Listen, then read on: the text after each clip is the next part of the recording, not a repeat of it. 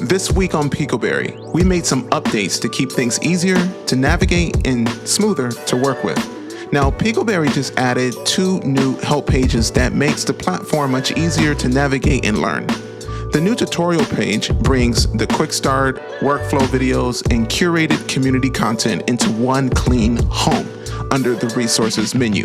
So everything you need to get started is now in one place. Now, right next to it is the new release notes page, which gives you a full update history with simple sidebar navigation to track what's new without digging through announcements or scrolling through feeds. This update also brings major improvements to image generation, especially for creators who need consistent multi-angle references. The new 4-view mode lets you generate front, right, back, and left views in a single click, whether you're starting from text or an image. When 4-view is enabled, the aspect ratio automatically locks to square ratios, and the side views cascade off of the front. This is keeping your character consistent across all angles.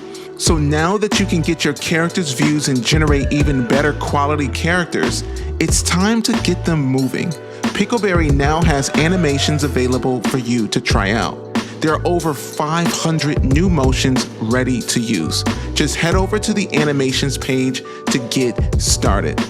Now, beyond that, PicoBerry has a handful of other improvements and workflow touches rolling out across the platform.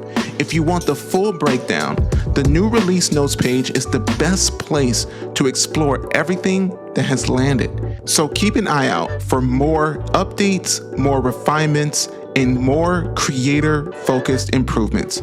They are all on the way.